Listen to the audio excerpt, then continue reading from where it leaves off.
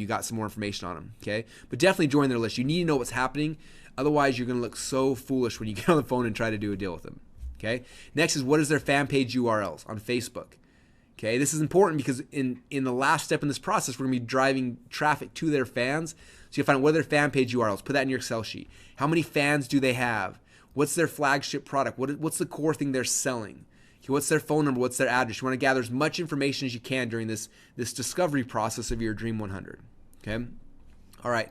So you can see right here, you guys, the first step here on the left hand is you got to follow, you got to friend, you got to subscribe, you got to buy their products if you can afford them, because you need to start just really understanding these people. Okay. Now the next thing is what do you have that you can do to kind of provide value to this people? Okay. The worst thing you can do is call somebody up the very first time out of the blue and they have no idea who you are, and you're like, hey, I've got this webinar and it's awesome, and I think if you promote it, we're both going to make a ton of money. Okay. Like I said, I get 30 of those a day right now, and guess how many of them we do deals with? None of them. Okay. The reason why is because they have not done their homework. They have not. If you look down here, it says dig your well. There's a book that I saw a little while ago on Amazon. It was called Dig Your Well Before You're Thirsty. And I never read the book, but I bought the book just because I feel like the author deserved my $19 because he gave me an idea. He made me understand that most of us are going out there and we put all this time and effort into building this entire thing, and then we go and we're like, hey, we promote this, and people don't know who you are, right? If you want someone to promote something for you in the future, you got to start digging your well today. You got to build that relationship today. Okay, dig your well before you're thirsty. You're not going to go dig it like, hey, I'm thirsty. Let me go dig. Let me go get this started. Like, this Dream 100 needs to start today, you guys. You need to start building relationships today with these people. Do not wait until your product and your webinar is ready, because if you do, it's going to be too late. Okay, dig your well before you're thirsty. All right. So how do you do that? How do you do that right now and get it started? So a couple of things. Like I said, follow these people, subscribe to them, post when they blog. Comment on every blog post they make. When they post something on Facebook, go and comment, share their stuff, whatever you can do so they start seeing you and they start building a relationship with you. Okay. Next idea, one that works really, really good, is a podcast. Okay. This is one of my buddies. His name is Brad Costanzo, and he launched a marketing podcast called Bacon Wrap Business. And Brad has nothing to sell to his audience. He has nothing right now. And I said, why did you do this? And he said, 2 reasons. First off, I wanted to be able to interview tons of cool people and get free consulting from them. I said, all right. And he said, number 2 is he's like, right now, for example, he did my interview with me. He said, I interviewed you. I let my audience listen to it. I promoted you on Facebook. And he's like, you and I have a relationship now. We're friends. Like, in the future, someday, if I do want something, he's like, you're probably going to answer my call now because I put you up on a pedestal. I interviewed you and put you out to my world, to my platform. And it was true. Like, I've built a really good relationship with Brad because of this podcast. And so for you guys, like, one idea is starting a podcast. Okay. It's one of the easiest ways to get somebody to return your call. It was interesting. I was watching, if you guys have ever seen Celebrity Apprentice, it hasn't been on for a while. I think they might've canceled it. I'm not sure if they did cancel it or not, but I think they might have. But the last season that I saw, Arsenio Hall was on it. If you guys remember Arsenio Hall, like the Arsenio Hall show, right? And I remember being a kid and seeing that show and him coming out and like, who, you know, his whole spiel, right? And I remember that during obviously his show was canceled like 10 years ago, and was kind of a nobody. And he came on Celebrity Apprentice. They always bring on like these B-level celebrities, right? So they bring him on, and everyone's like, oh yeah, I remember Arsenio Hall. And they had this challenge where they were trying to raise money for a charity, right? And so Arsenio goes and he's like, yeah, I can raise a bunch of money. He starts calling all of his friends, all his contacts, and guess how much money he raised? Big fat 0. Everyone he called, nobody returned his call. Nobody returned his call. And he was like so frustrated. And I remember he said this line that just like, when he said it, I was like, that's it right there. He said, man, when I had a show, everybody returned my call. He said, now that I don't have a show, nobody will call me back. Okay? Because there was a platform and people wanted to be on his show. So they would do anything to get on a show. And he was the man. As soon as his platform disappeared, nobody returned his call. Okay, so for you guys, like starting a podcast, this is your platform. This is your show where you can interview the most amazing experts in the world and bring people on. And guess how many subscribers Brad has to Bacon Wrap Business? Okay, I don't know. I have no idea. But he called me and said, hey, can I interview you for my podcast? It's called Bacon Wrap Business. I said, yeah, that'd be awesome, man. I'm on his show. Now, I have no idea how many people were on his show, but he was able to get my attention enough that I put down an hour of my time, consulted him for free for an hour on what we're doing and all sorts of stuff because he was putting me on his platform. So for you guys, if you're thinking like, how am I going to get through to my Dream 100? One of the best ways is to start a podcast and bring them on your show. And boom, now you'll start building a relationship with them. You're providing value to them. You're doing a whole bunch of really cool stuff. Okay, so there's idea number one. Next idea, this one I thought was brilliant. This is a guy named Jesse Elder, and I just met Jesse recently. In fact, I saw him in my Facebook thing, and I saw him speak at some event. I don't even know what it was. So when I followed him, or I friended him on Facebook, and he friended me back, and he's like, "Hey man, heard a lot about you." I said, "Yeah, I heard about you," and we just kind of connected through there. And then about 2 weeks later, he posted this thing on his Facebook wall, and he said, "Hey guys, I'm doing this really cool training program called Ethical Cult Building 101, and teach people how to create mass movements and how to use that to sell products and things like that. And I'm going to be selling this in the future for a couple $1,000 bucks, but want to know if any of you guys want to come in for free right now, so I can take some people through the process, get some testimonials, and check it out." And I was like, "Yeah, do that." So I posted, "I want in," and a bunch of people said they wanted in. And check this out. I'm going to pull up our little secret group. Hopefully he won't get mad at me for this. But this is the Facebook group right here. It's called Ethical Cult Building 101. And right now it's got 661 members. 661 people who are his friends, his family, and also, guess what? His Dream 100. People who he was following on Facebook, people who he was connecting with on Facebook, getting to know them. He invited them all to this training for free. Now he's got this huge group of people, right? He comes out and he does his very first version of his system. He sells session 1, session 2. He gets hundreds of testimonials of people loving it and people experiencing it. And he's creating this great community and great success stories, all this stuff coming from his training. He's giving away for free. What's he doing right now, you guys? He's digging his well before he's thirsty. He knows that, hey, maybe Russell would have bought this in the future, but if I give it to him for free, what could happen? Maybe Russell will go and in the future he'll like my training. When I do launch this as a product, maybe Russell will promote it. Instead of bringing in just him as that one person, he'll bring in 100 customers or 200 or 500 or more. Okay, he's very strategically building. He's strategically digging his well before he's thirsty, providing value to us, proving he knows what he talks about. And someday in the future, he may or may not, but I'm pretty sure, if he was me at least, in the future he's going to come out and sell us as a course. Okay, so as you're building relationships with these Dream 100, and you're following him, and you're friending him, and you're sending him messages, and you're thanking him for their email, and you're doing whatever you can to build connections with all these different people, after you've kind of got that happening, go and invite them to your training for free. Give them an experience. Let them experience you for free if you want. I don't care, but give them that experience where they say, "Man, this guy is awesome. I receive more value from him," because I promise you, these are all things you got to be doing right now, you guys, to dig your well. Okay, so that's your Dream 100. And that's the first real key here, you guys, is finding out who those people are. Now, there's a bunch of reasons why. I think I share on the next slide. Nope, I don't. So a bunch of reasons why. One of them is, you see this little ecosystem. When you build your Dream 100, this is kind of going to probably end up being all the people who are in your market. Okay.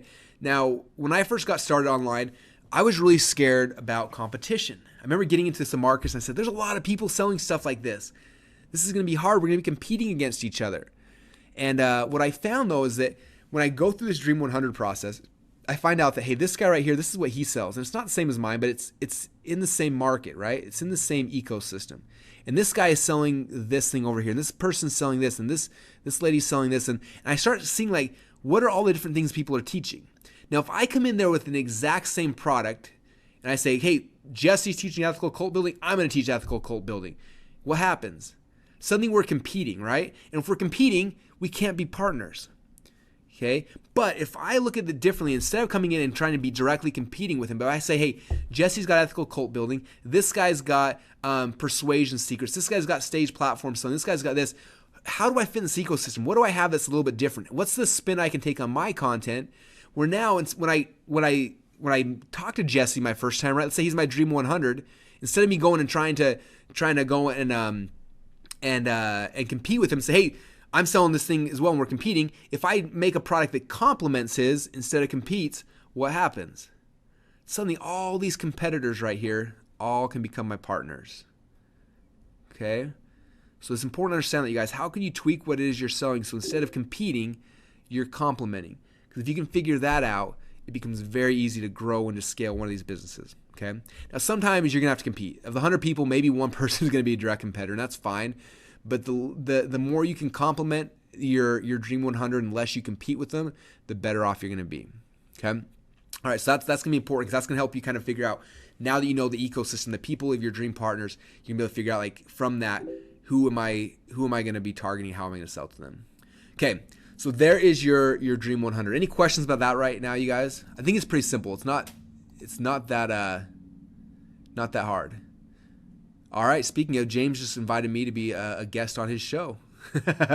Good for you, man. You're getting it. Okay. Having your own platform, you guys, is huge. Even if you have no following right now. Okay. It doesn't matter. Right now, it's just about creating a platform, creating a podcast, creating a YouTube, whatever it is, creating something where you have a platform to start sharing with people. Okay. All right. So there's your Dream 100, you guys. And that's the first step. So tonight, after you've gotten your domain name, you've bought your logo, I'd open up Excel and start building out a Dream 100 list as quick as you can. Because the faster you find your 100 potential partners, the faster you're going to find out where in that ecosystem you fit. You're going to be able to start building relationships with people, and you're going to start digging your well now, so that in a month from now, when your training is done and your webinar is perfect, you're not just calling someone out of the blue. You're not one of the 30 emails I get every single day. You're messaging me on Facebook, or you're texting me because we become friends. Okay, you guys, and that's the key here. Okay, we're going to talk about paid advertising. There's ways to do that, but if you want to go a fast line and fast track your success, it's by finding partners, and that's the fastest way to be successful with this. And then, again, we'll get into the paid advertising, all the things you can do on that side, but the fastest way is building good relationships with those Dream 100. Okay? All right. Let's keep going. All right, so after I got my Dream 100, the next step here is I got to figure out, like, what's my system? Okay, everyone's got a system. I look at Jesse back here. He's got his ethical cult building system, where he's taking someone through his system, right? I look at Tony Robbins. He has a system for teaching people how to do what he's selling, right? I look at Laura Langemeier. Think about any of the people. Look at Jillian Michaels. Look at any of the people you study, any of the gurus, the experts that you follow. Okay, I'm guessing right now you probably got 10, 15, 20 experts that you follow on Facebook, right? What's their system? What's the process they take somebody through to get the result that they want? Okay, that's what I talk about when I'm thinking, like, what's your system? Okay, now, the first time I ever did this, because like I said, when I first got started online, I was selling software, and I was having some success with it. And then one person came up to me and was like, "Hey, we're doing this event. Would love for you to come and speak at the event and teach what you're doing." And I was like, "All right, that'd be fun. I've never spoken before," and I honestly was scared to death. I was like, it's funny because now, like, for the last 10 years, I've been speaking a lot, so I still speak way too fast, and I slur my words, and I say and stuff way too much. But I'm pretty comfortable. I've been doing this for long enough that I feel comfortable in my skin, and I feel like I can speak all right. Okay, but prior to this, I had no experience. I was scared to death of people, and so he asked me to come speak at an event, and I said yes, and I decided I was going to put on a little tiny workshop the day before for some of my customers who were going to come to the event. Okay, and so I messaged out and had about 8 or 9 people who were supposed to come to this little workshop. And I said, I'm going to come and I'm going to just share some of my ideas and share kind of what I've done to build my business, and then I'll speak the next day. And so that was kind of the thought process, and I put it out there. And what was cool is from that event, I showed up, and I had this little room reserved, and I had this guy who had a video camera who showed up. He set a video camera up in the back, and then I went upstairs to get dressed. And back then, I always wear like my suit and tie, because I thought that was like how professional business people are supposed to be. And so I put on my suit and tie, and I come down, and I'm expecting there to be 7 or 8 people in this room. So I come down, and when I do, I walk in, and there's not 7 or 8 people. Those 7 or 8 people who were supposed to be there were at the bar before, waiting for the event to happen. They saw a bunch of other people who were going to be attending the event the next day, and they're like, "Hey guys, we are going to this thing that Russell's doing tonight. You should come and just check it out." And so they told their friends, and I show up, and there's 50 people in this room, 50 people. And I am like literally scared to death. I walk in, I was like, and I had nothing planned, nothing prepared. All I knew is that I was going to go and potentially I was just going to go and just kind of just do Q&A with this little tiny group. But because there were so many people, and I said, I probably should have a presentation. So I walk in, I see all these people, I say, "Hey guys, I'm going to be getting started in about 5 minutes. I left my presentation upstairs. I'll be right back." And I run into the elevator shuts, and I start just sweating bullets. I'm like, I've got 50 people I got to present to, and I have no idea what I'm going to talk about. And I was scared. I was nervous. All these emotions were going through my mind, right? I'm like, I got to figure out a way to create something that, so when I'm down there speaking, there's some coherence to that whole concept, right? And I said, you know what? Let me go. So I went back to my room, grabbed a pad of paper, and I said, okay, now if I was going to start with someone, like a brand new client, let's say, and I'm going to take them through, like, what would be the process I would take them through? I said, well, step 1, I would do this. Step 2, I would do this. Step 3, I would do this. And I kind of walked them through the system, like the system that I would take somebody through. And after I wrote down probably the 10 or so little bullet points in my system, I was like, well, the event's starting. I'm kind of out of time. Let's go. So I walked downstairs. I come down my one sheet of paper. I sat in front of the audience and I said, thanks everyone for coming to the workshop. Excited to have you guys here. I'm going to take you through this system that's going to teach you this. All right, step number 1 is this. I took my first bullet point. I shared what that was. I talked my way through it. And then boom, I taught that first bullet point. Then I taught bullet point number 2 and then number 3. And I did that for about 2 hours. And at the end of 2 hours, I taught my system. Okay. And that was the first time I ever created a system. And so for you guys, I want you kind of thinking like, what's your system? And so a couple of things I want to show you real quick. The first thing is that I like calling these your system outline. Like, what's the outline of your system? What's it look like? And the easiest way for me to think about it is picture that you're going to write a book on your system. Now, I don't want any of you guys writing a book because it's a horrible, horrible, horrible process. I literally spent 8 years trying to write a book. I finally started writing one, and I had a ghostwriter helping me through the whole process, and it still was like the most painful thing I've ever created, and it was hard. So you're not going to actually write a book. I promise you it'll be way easier than that. But think about it as if you were writing a book, okay? And the first thing you do to write a book is what? If it's a how-to book, you're writing a table of contents, right? So that's the way to start, is act like you're writing a table of contents of whatever it is you're going to teach. Now, if you have no idea kind of what you want to teach even, then go to Barnes & Noble or Borders, or I guess, I don't know if those companies are still in if they're still around. We still got one of them here in Boise. Or you can go to Amazon, whatever it is, and go buy 3 or 4 or 5 books on your topic. And when you get them, look at the table of contents of all of them. And you're going to find out really, really quickly what are other people teaching on this topic. Okay, I love going and buying the Dummies books, like Dummies Guide for whatever, because all those dummy guides have like the most amazing, comprehensive table of contents in the world. Okay, and so you're going to go and from that, look at all this stuff and then figure out like what's your system going to be? What are the steps you're going to take somebody through? What's the first thing, and then the second, and then the third? Okay, for example, when I started creating this training for you guys, guess what I did? You're never going to guess. I created a system outline. Here's my system outline for this training. Okay, here's what's required. Boom. Step number 1, what's your superpower? Okay, step number 2, who are you guys going to serve? Okay, does this look familiar? This we've been going through you guys for the last 2 hours now or so. And this was the system outline I created for Expert Secrets. Okay, then from there I can do a whole bunch of stuff. I can go and create PowerPoints and videos and training, but for right now, all you need is a system outline. Okay, what I want to do right now with you guys is I'm going to go with this list hacking or life hacking secrets. Okay, so this is a new project I'm doing, and it's in a completely different market than I've ever been in before. Okay, I've sold a lot of like how to make money stuff, a lot of other things, but I've never done like kind of a personal development thing. So I'm going to do it right now with you guys so you can see the process I go through. Now this process will typically take me longer to do, but I'm going to kind of do it in a fast process. But you'll see how like I'm going to do a lot of like blah, blah, blahs and fill in the blanks here. But I'd probably spend 3 or 4 hours really fleshing this out before I got started. And you guys should as well. Okay, so first thing I do is I put in like what's the title of what my thing. Okay, for me it's usually whatever my domain name is. So lifehackingsecrets.com. Boom, there it is. Now I usually like try and teach things in like 6 modules. That's how I typically do most of my trainings. So what I'm gonna do is like I'm picturing if I'm gonna take somebody through this life hacking process, like what would be the process? So I would say module number 1.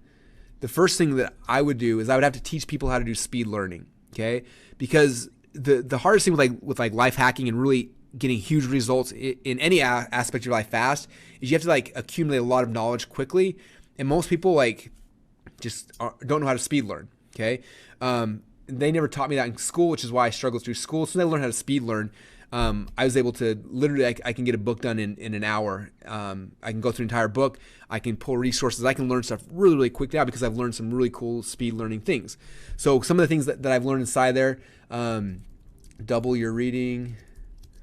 So it's a process we take someone through to learn how to speed read. One of my Dream 100 people here is a guy named Howard Berg. who's a friend. So I might have him on one of my training calls because he's awesome. So Howard is awesome. You got to understand memory retention. I've got a guy, I can't remember his name right now. Speaking of memory, I forget his name, but he's the Guinness Book of World Records for memory. So I'm going to be a memory guy. I met this guy at a Tony Robbins event. He walked up to me in the middle of the hallway and he stopped me and said, Russell Brunson. I said, yeah, how'd you know that? He's like, I'm the Guinness Book of World Records for the best memory in the world. He's like, one time I saw one of your web pages. I'm like, serious? How cool is that? And I was like,